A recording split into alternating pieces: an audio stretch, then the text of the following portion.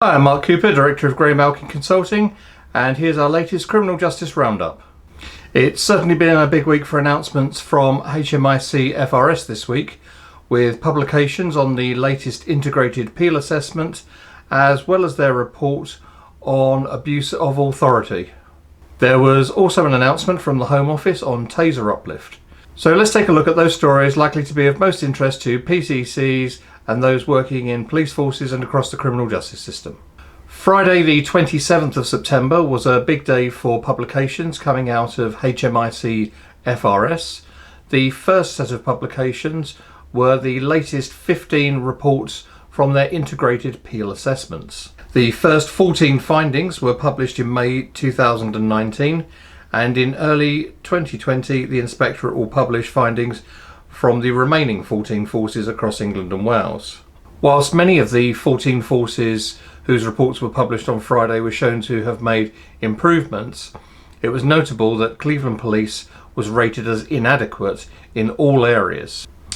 HMI Inspector of Constabulary Phil Gormley said, "Cleveland Police's performance has declined considerably since our last inspection. The force has been assessed as inadequate in each of the three main areas we looked at in this inspection, and we have highlighted to the force 6 areas which are causes for concern.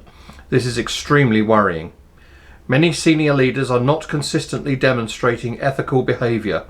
The inappropriate behaviour of senior leaders within Cleveland is so profound that it is affecting the efficiency and effectiveness of the force.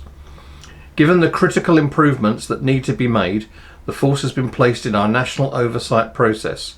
I will continue to closely monitor the performance of the force and expect to see an effective plan to respond to these significant deficiencies." On the same day, HMIC FRS published their report Shining a Light on Betrayal, Abuse of Position for a Sexual Purpose. HMIC FRS had looked at this issue in 2015, 2016 and 2017. In the latest assessment, the Inspectorate said that they had seen some encouraging progress and an improved understanding of the problem across the whole of the police workforce. Inspectors saw examples of forces being proactive and creative in looking for signs of corruption and carried out this work using relatively modest resources.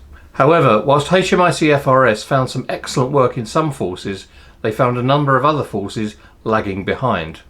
The report found that vetting is the first line of defence for forces, but HMIC FRS estimated that more than 10% of the police workforce did not have up-to-date vetting. Forces needed to dedicate resources to proactively look for warning signs and develop intelligence, but 2/3 of forces had insufficient capacity in their counter-corruption units. Forces need to be able to proactively detect misuse of their ICT systems and the information they hold, but 2/3 of forces don't yet have full ICT monitoring on their systems.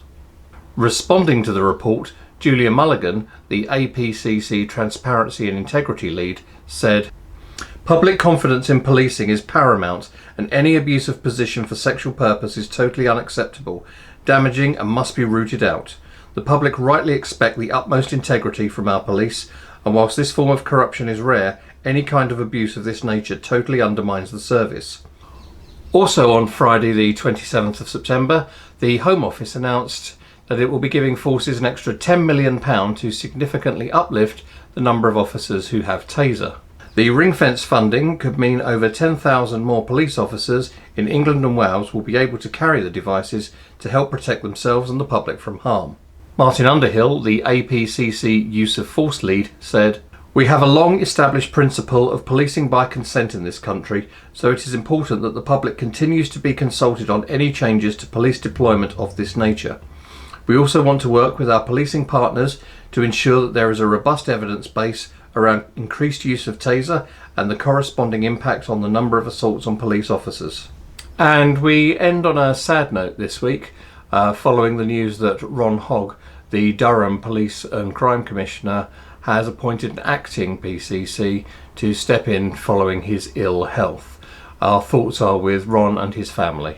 That's all for this week. As usual, if you'd like to receive a copy of our newsletter, then please contact me, Mark Cooper, on www.greymalkinconsulting.com. Have a great week.